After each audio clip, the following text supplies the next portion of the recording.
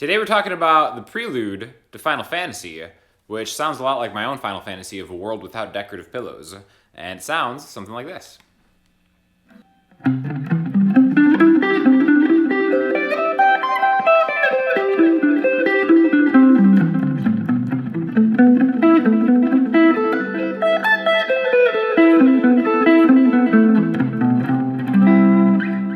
So, this is an absolutely excellent piece of music for one of my favorite video game series ever.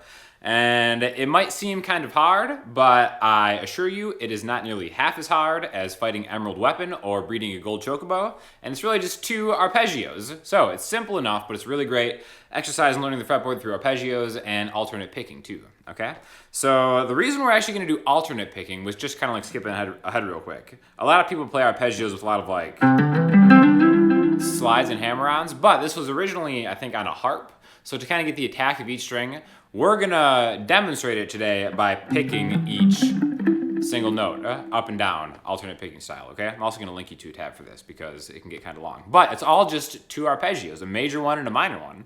So the first one is a C major, add 9 arpeggio. That means there's 4 notes, and it's really easy. It starts on the low E string, 8, 10, 12, down a string, back 2 frets, 10. So E string, 8, 10, 12, 10A, okay? That's a major arpeggio. C, D, E, there's the major third, C, D, E, G, okay? So that D right here isn't in a C major chord.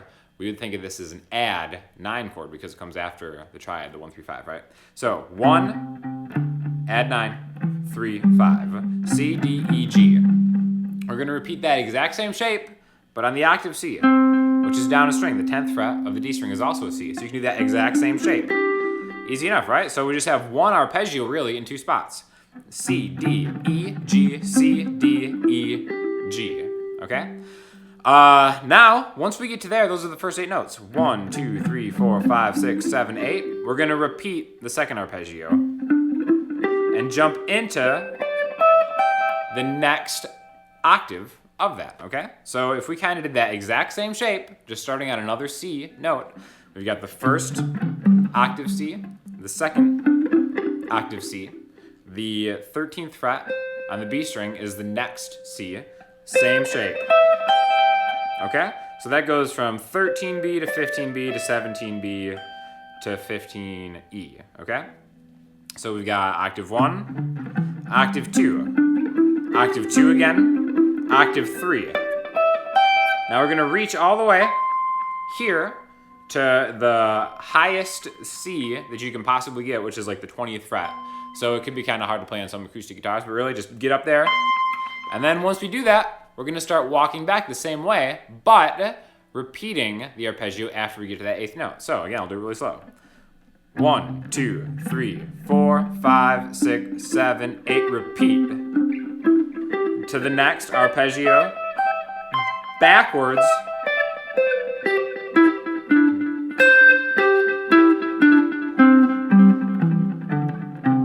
okay, so you've noticed once we get back from here,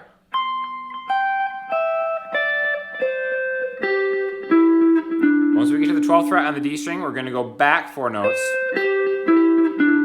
okay? So this part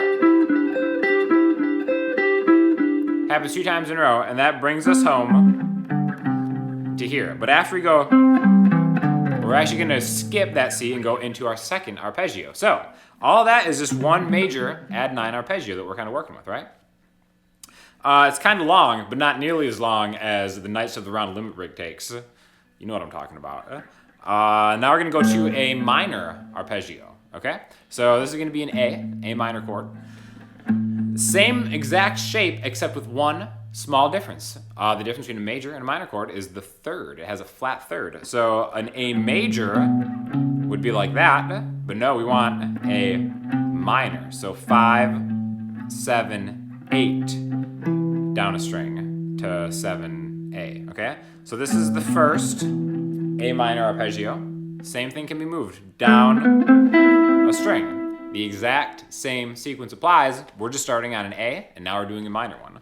So we've got 1, 2, 3, 4, 1, 2, 3, 4, repeat.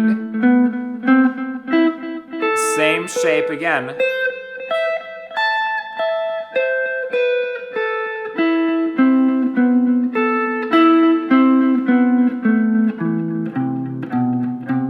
Okay, so this is our shape. Root note, 2 frets higher. This would be an A minor add 9 arpeggio. Root note, step higher, 2 frets. 1 fret higher. Down a string, back 1. That's it. That's the only shape you really need to know. And now we just need to apply it in different spots. So first octave of an A, second octave of an A minor. Repeat the second octave of an A minor. Find the A on the B string, which is the 10th fret. Same thing. Now we're going to reach for the A on the high E string, which is right here, 17th fret on the high E string. Can be kind of a reach. Then now we're going to go backwards. 1, 2, 3, 4, 5, 6, 7, 8, 4 frets back.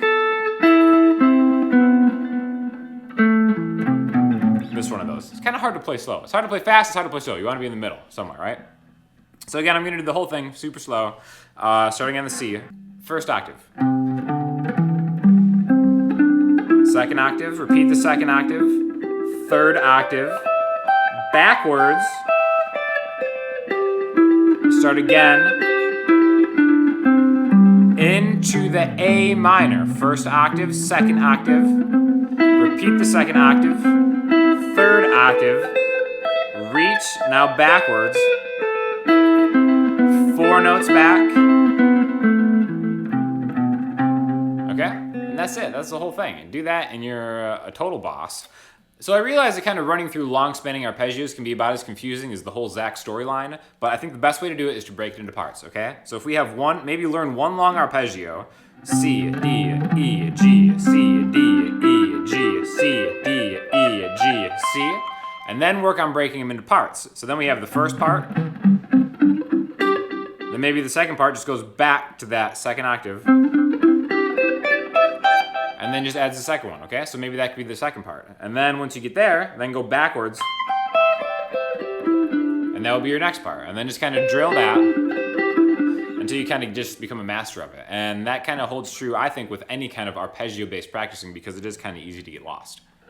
And definitely make sure to work backwards too, even if I know going backwards is a big part of this thing, but if you want to like start practicing more arpeggio stuff, you want to be able to do anything forward and backwards because I found that if you don't go backwards, it's much easier to get lost, and as we all know, we don't have a world map or Sid's airship to help us find our way home. You should really practice your arpeggios. I guarantee you it will pay off more than mining for materia in Sephiroth's cave, and it's an excellent song and an excellent game series. So if you have any questions or comments, hit me up in the comments section, Instagram, Twitter, or the website. I'll talk to y'all soon. Thanks a lot.